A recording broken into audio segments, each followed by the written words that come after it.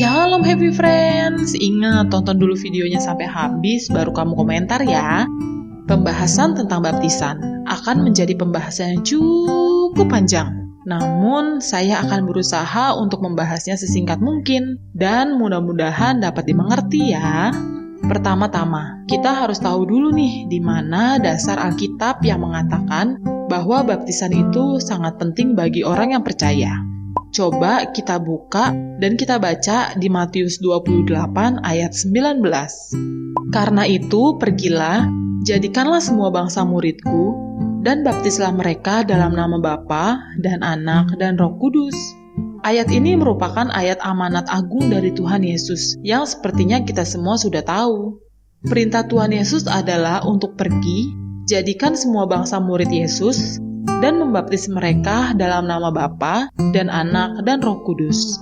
Ini adalah perintah dari Tuhan Yesus sendiri. Jadi, apa sih baptisan itu? Menurut Kamus Oxford, baptisan adalah the Christian religious rite of sprinkling water onto a person's forehead or of immersing them in water, symbolizing purification or regeneration and admission to the Christian church. In many denominations, baptism is performed on young children and is accompanied by name giving.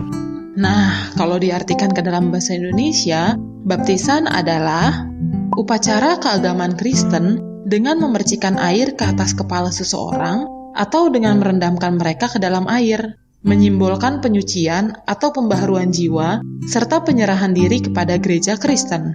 Dalam banyak denominasi, baptisan juga dilakukan pada anak kecil dan disertai dengan pemberian nama baptis. Oke, sepertinya dari pengertian kamus ini saja pasti ada beberapa orang yang mulai panas untuk komentar. Untuk cara baptisan, yaitu dipercik atau diselamkan, akan dibahas belakangan. Baptisan anak juga akan kita bahas, namun belakangan. Kita bahas dahulu makna baptisan. Setidaknya ada 3 aspek utama dalam baptisan. Pertama, baptisan menandakan pembersihan dari dosa dan penolakan masa lampau seseorang yang penuh dosa. Secara singkat, baptisan menandakan kelahiran baru seseorang di dalam Kristus. Kita yang lama sudah mati, dan kita dilahirkan kembali dalam Yesus Kristus. Coba kita lihat dasar ayatnya di Roma 6 ayat 3-4. Atau tidak tahukah kamu bahwa kita semua yang telah dibaptis dalam Kristus telah dibaptis dalam kematiannya?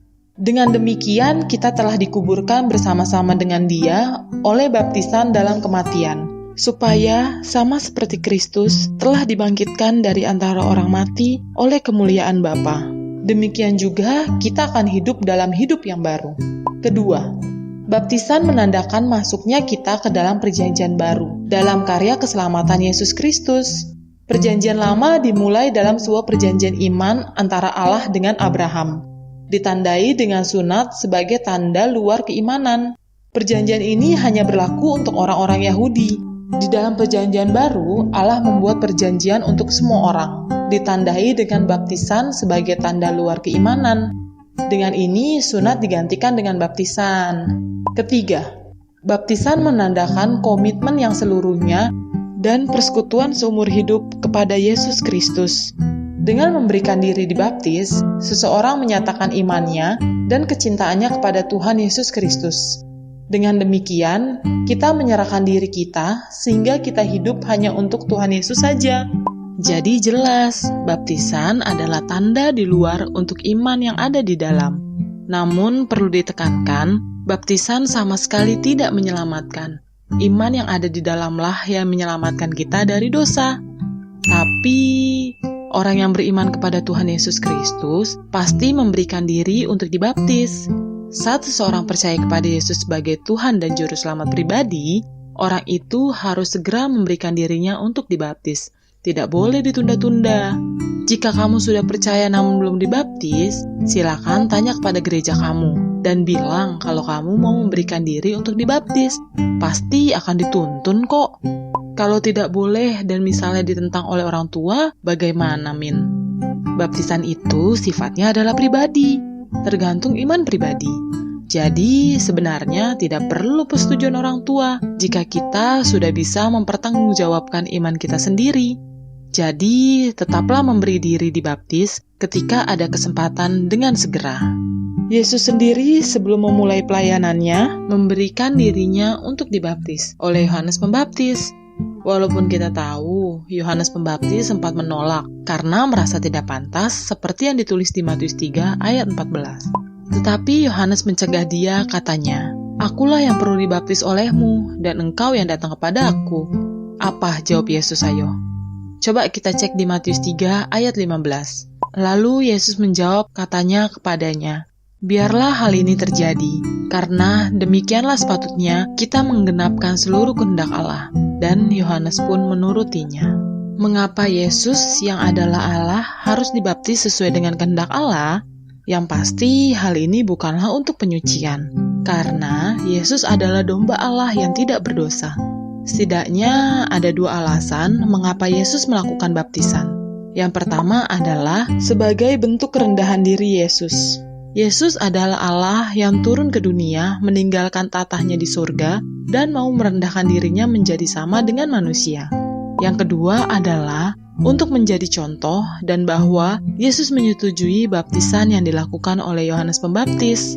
Berbicara mengenai baptisan, tidak terlepas dari baptisan Roh Kudus. Ayo coba kita baca dulu dasar firman-Nya di Markus 1 ayat 8. Yohanes Pembaptis berkata, "Aku membaptis kamu dengan air, tetapi Ia akan membaptis kamu dengan Roh Kudus." Yesus juga meneguhkannya dalam Kisah Para Rasul 1 ayat 5. "Sebab Yohanes membaptis dengan air, tetapi tidak lama lagi kamu akan dibaptis dengan Roh Kudus." Jika dilihat dari kedua ayat ini, baptisan Roh Kudus sepertinya terjadi setelah baptisan air. Hal ini dikarenakan pada waktu itu belum terjadi Pantekosta, yaitu hari pencurahan Roh Kudus. Namun, ayo coba kita baca di Yohanes 3 ayat 5-7. Jawab Yesus, "Aku berkata kepadamu, sesungguhnya jika seorang tidak dilahirkan dari air dan roh, ia tidak dapat masuk ke dalam kerajaan Allah. Apa yang dilahirkan dari daging adalah daging, dan apa yang dilahirkan dari roh adalah roh. Janganlah engkau heran, karena aku berkata kepadamu, kamu harus dilahirkan kembali." Dalam percakapan Yesus dengan Nikodemus, Yesus menekankan tentang kelahiran baru dari air dan roh. Ketika kita percaya kepada Yesus sebagai Tuhan dan Juru Selamat pribadi, kita harus dilahirkan kembali dari air dan roh. Artinya, kita harus dibaptis dengan baptisan air dan baptisan Roh Kudus. Jadi, baptisan air dan baptisan Roh Kudus ini sebenarnya adalah satu paket yang tidak dapat terpisahkan. Jika dalam istilah marketing, tidak bisa dibeli terpisah. Dengan baptisan Roh Kudus, kita menerima Roh Kudus untuk tinggal diam di dalam diri kita. Banyak orang yang mengkaitkan baptisan Roh Kudus dengan bahasa roh. Hal ini sebenarnya kurang tepat sih. Pembahasan tentang bahasa roh akan dibahas dalam video terpisah ya. Selanjutnya, ayo coba kita bahas tentang metode baptisan yang sangat sering diperdebatkan. Kita bahas dulu tentang media yang digunakan dalam baptisan. Coba kita baca di Keluaran 29 ayat 4. Imamat 14 ayat 8-9. Imamat 19 ayat 7. 2 Raja-Raja 5 ayat 10. 2 Tawarik 4 ayat 2 dan 6. Sejak zaman Perjanjian Lama, bahkan sampai zaman Yesus, Alkitab tetap konsisten memakai air sebagai media penyucian. Dan namanya juga baptisan air, jadi media yang digunakan juga haruslah air. Tidak dapat tuh diganti dengan media yang lain. Oke, sepertinya masalah air ini semuanya setuju ya? Setuju? Setuju? Setuju? Nah, yang jadi masalah adalah apakah baptisan itu harus diselamkan atau boleh dipercikan? Baptisan sendiri berasal dari kata baptizo, yang secara harafiah berarti mencelupkan di dalam, atau jika konteksnya air, maka dapat berarti dibersihkan di dalam air. Dari asal kata inilah banyak gereja yang melakukan baptisan dengan cara diselamkan. Bahkan tidak sedikit gereja loh, termasuk gereja saya, yang sangat kekeh kalau baptisan itu harus diselamkan, tidak boleh yang lain. Apa benar baptisan harus dengan cara diselamkan? Karena sepertinya yang kekeh banget adalah orang-orang yang bilang bahwa baptisan harus diselam. saya akan mencoba untuk membahas secara teologi tentang baptisan percik. Coba kita cek ayatnya dulu ya, di Matius 3 ayat 16. Sesudah dibaptis, Yesus segera keluar dari air. Dan pada waktu itu juga langit terbuka, dan ia melihat Roh Allah seperti burung merpati turun ke atasnya. Perhatikan kata keluar dari air. Jika ditelusuri dari bahasa aslinya, keluar dari air ini ada dua kemungkinan. Dan dua-duanya bisa saja terjadi jika ditelusuri dari bahasa aslinya loh. Yang pertama adalah Yesus benar-benar diselamkan, sehingga keluar dari air ini artinya adalah Yesus keluar dari dalam air setelah diselamkan. Dan kemungkinan kedua, bisa juga keluar dari air itu berarti Yesus keluar dari sungai Yordan. Jadi, ayat keluar dari air ini tidak bisa benar-benar dipakai untuk membuktikan bahwa Yesus diselamkan. Kalau dilihat dari sejarah, ada beberapa bagian dari sungai Yordan yang tidak begitu dalam dan cenderung dangkal.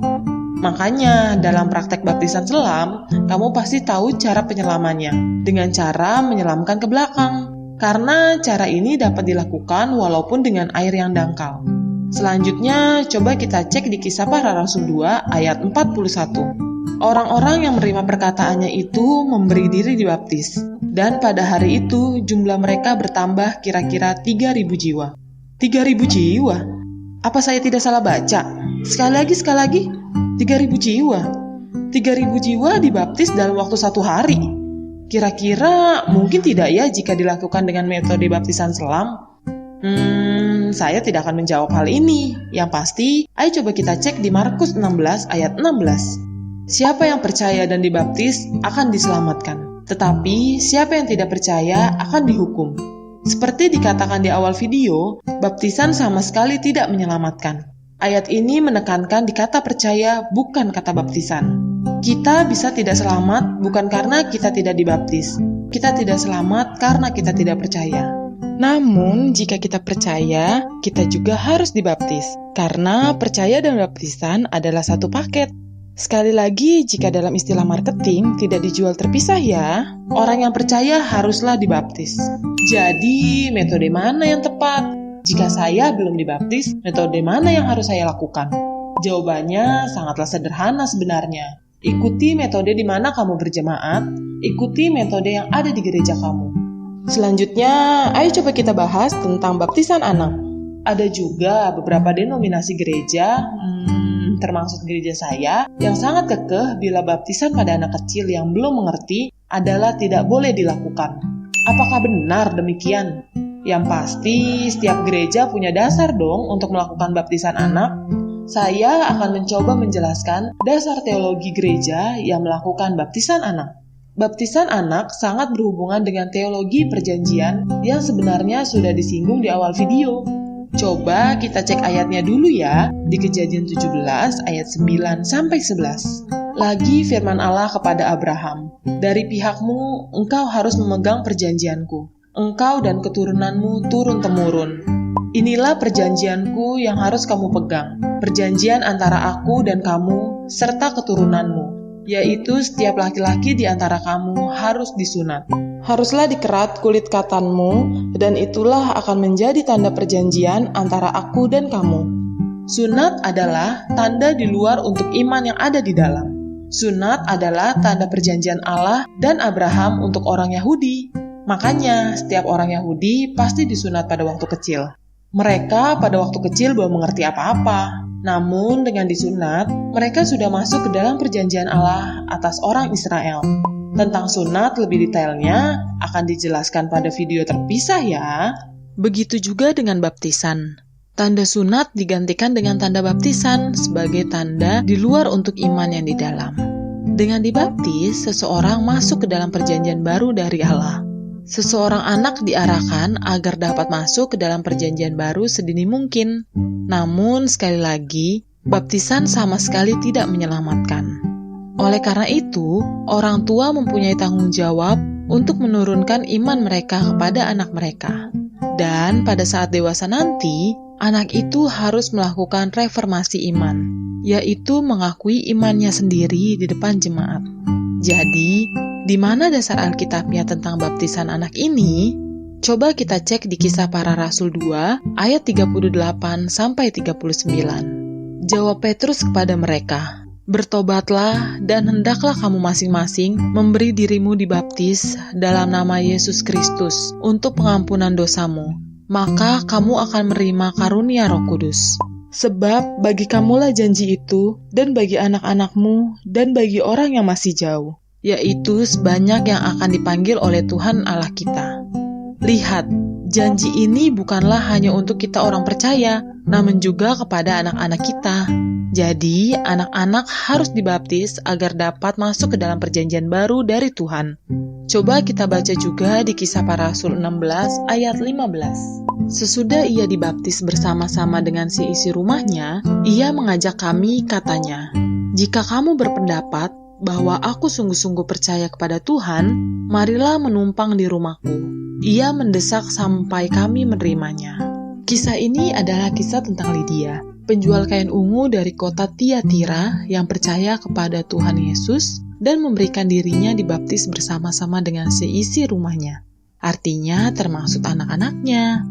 Jadi sebenarnya baptisan anak ini dilakukan oleh gereja dengan dasar yang sangat kuat. Jadi kesimpulannya, bagaimana tentang baptisan anak ini? Boleh atau tidak? Sekali lagi, hal ini tergantung pada gereja di mana kamu berjemaat. Ikuti saja aturan yang ada di dalam gereja kamu. Simpel banget kan sebenarnya? Terakhir, bagaimana dengan baptisan ulang? Semua gereja pasti tidak setuju dengan baptisan ulang. Yesus saja dibaptis 1 kali. Kita percaya dan diselamatkan juga 1 kali. Oleh karena itu, tentunya kita juga dibaptis 1 kali dong. Karena ingat, percaya dan baptisan adalah satu paket. Lalu bagaimana Min jika saya pernah dibaptis 2 kali? Yang pertama saya baptis percik, namun dipaksa baptis selam lagi oleh gereja saya. Atau bagaimana kalau saya pernah dibaptis waktu kecil, namun dipaksa baptis lagi oleh gereja saya setelah saya dewasa? Jujur, saya juga bingung jawabnya bagaimana. Jika sudah telanjur ya sudah, mau bagaimana lagi? Yang penting adalah kita harus menjaga iman kita selanjutnya. Jika belum terlanjur namun sedang dipaksa untuk mengikuti baptis ulang, doakan minta Tuhan Yesus yang tunjukkan apa yang harus kamu lakukan. Jadilah sesuai dengan iman kamu. Oke happy friends, sepertinya ini adalah pembahasan kami yang paling panjang sejauh ini. Semoga benar-benar jelas dan tidak ada yang bingung lagi ya tentang baptisan. Jika masih bingung, hubungi kami saja lewat line. Terima kasih buat yang sudah nonton video ini ya. Coba cek deskripsi jika kamu suka video ini dan ingin membantu kami agar kami dapat membuat video-video lain seperti ini. Jangan lupa like dan share video ini ke teman-teman kamu ya. Jangan lupa juga untuk subscribe channel kami agar tahu jika ada video terbaru lagi dari kami. Tuhan Yesus memberkati happy friend. Bingung? Tanya Alkitab aja.